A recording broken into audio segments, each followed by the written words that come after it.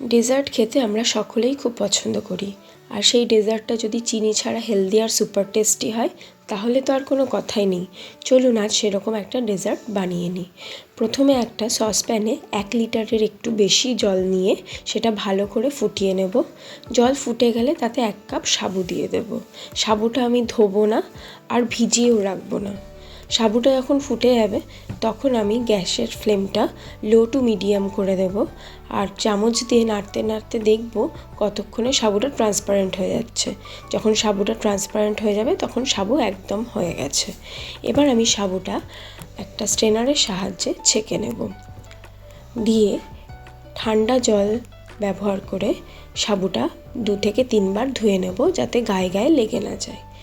এবার আমি গ্যাসে একটা কড়াই বসিয়ে হাই ফ্লেমে 1 লিটার দুধ ফুটিয়ে নেব। দুধটা যখন ফুটবে তখন আমি খুন্তি দিয়ে ভালো করে নেড়ে দেব যাতে কোনোভাবেই কড়াইয়ে না লেগে যায়, আর কড়াইয়ের চারপাশে যে সরগুলো লেগে থাকবে সেগুলো আমি দুধের মধ্যে বারবার করে নেড়ে চেড়ে মিশিয়ে দেব।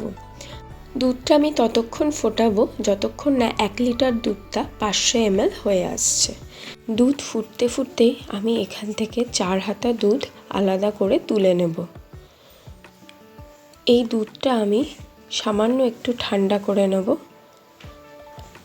এই উষ্ণ গরম দুধে আমি 4 টেবিল চামচ পাউডার দুধ মিশিয়ে নেব।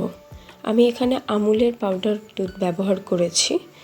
দুধটা এতটাই ভালো করে মেশাতে হবে যাতে এর মধ্যে কোনো দানা না থাকে।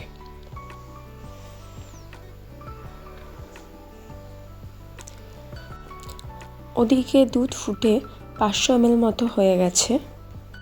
তখন আমি যে মিশ্রণটি বানিয়েছিলাম ওই মিশ্রণটি এর মধ্যে ঢেলে দেব, আর এই মিশ্রণটি দেওয়ার পরে ভালো করে খুন্তি দিয়ে বারবার করে নাড়তে হবে।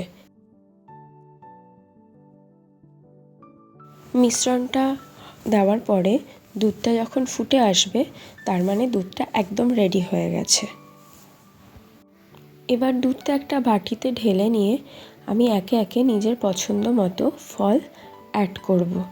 যদি গরমকালে আমি এই ডেজার্টটা খাই তাহলে দুধটা আমি 1 ঘন্টা ফ্রিজে রেখে তারপরে তাতে ফল সাবু অ্যাড করব।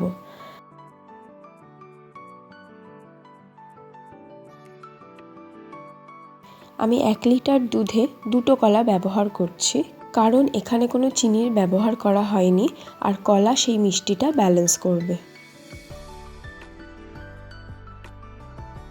আমার চ্যানেলটি সাবস্ক্রাইব করার অনুরোধ রইল, আর ভিডিওটি পছন্দ হলে লাইক কমেন্ট অবশ্যই করবেন। এবার আমি কিছু আপেল কুচিও এর মধ্যে অ্যাড করব। একটা আপেলের হাফেরও হাফ আপেল আমি এর মধ্যে অ্যাড করলাম, আর দেব বেদানা। গরমকালে আমের সময়ে এইখানে আমও অ্যাড করতে পারেন, আম দিলে এর স্বাদ দ্বিগুণ বেড়ে যায়। এবার আমি সাবুটা অ্যাড করব। তারপর আমি আরও কিছু বেদানা দিয়ে এটাকে গার্নিশ করে দেব। রেডি হয়ে গেল একদম চিনি ছাড়া healthy and super tasty dessert.